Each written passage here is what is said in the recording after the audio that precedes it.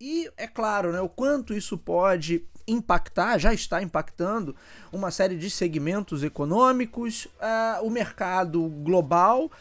e a economia como um todo. E a gente já tem visto, a gente tem acompanhado, não dá para ter muita certeza ainda do que vai acontecer, até porque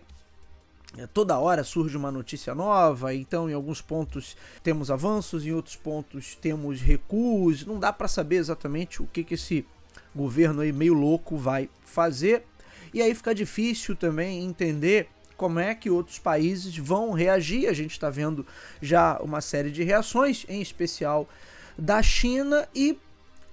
o que a gente pode já perceber, embora a gente não tenha ainda a dimensão exata de como as coisas vão ficar, e aí tem uma série de previsões sobre isso, se vocês jogarem aí no Google e acompanharem o noticiário, vocês vão ver que tá todo mundo falando a esse respeito e tem sempre uma série de previsões. Então já estão falando de como isso pode impactar o crescimento econômico mundial nos próximos anos, o quanto isso gera de prejuízo, o quanto pode gerar de inflação, o quanto pode gerar disso ou daquilo,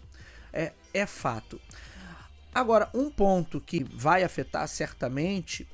é que a partir do momento que eu tenho um grande player da economia global que resolve adotar políticas mais restritivas e, de certa maneira, começa a se fechar ou estabelecer também parcerias mais restritivas, a gente vai ver outros players dessa economia global também adotando postura semelhante. Então, uma das perspectivas daqui para frente é que você tenha o mercado global um pouco mais setorizado, ou que determinados grupos se blindem mais e se fechem mais em relação a determinados fluxos comerciais que antes aconteciam mais ou menos sem grande atrito. Então, uma potencial consequência de toda essa política de tarifas aí que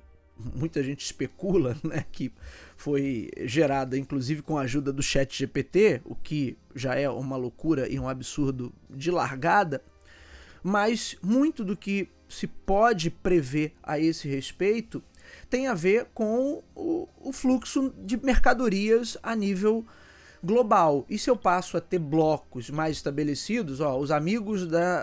do país A com os amigos contra os amigos do país B e os amigos do país C, quer dizer, a partir do momento que esses blocos começam a se formar, eu tenho uma dificuldade maior para abraçar mercados globais. E aí você vai ter uma série de negócios hoje que são impactados diretamente caso esse cenário de abertura que a gente tem hoje para mercados globais, se esse cenário começa a mudar. É claro que não é qualquer empresa que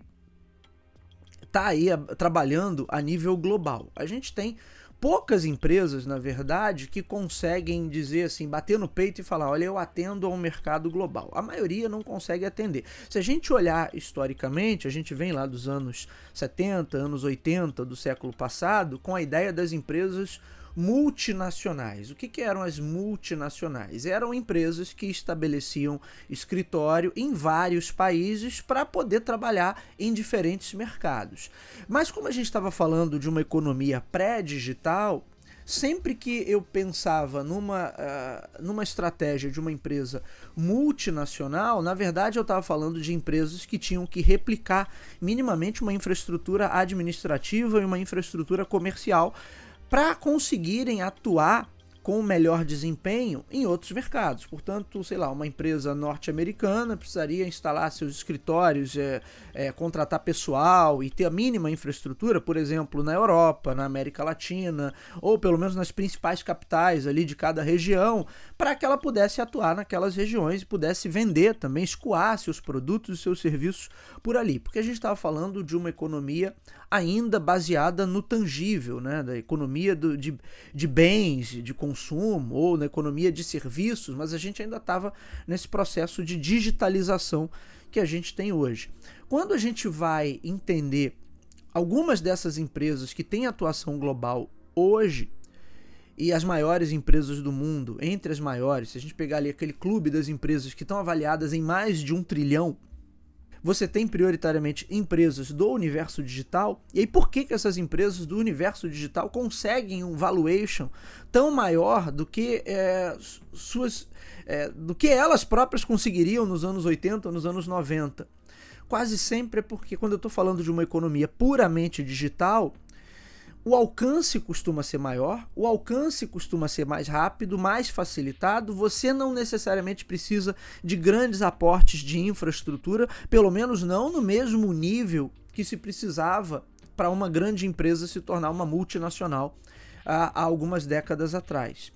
Portanto, quando você pensa hoje nesse cenário onde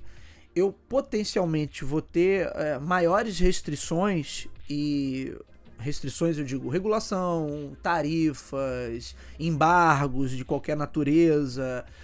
por conta, né, tudo isso derivado de um player que tem importância, magnitude mundial. E se esse camarada, que no caso é o governo norte-americano,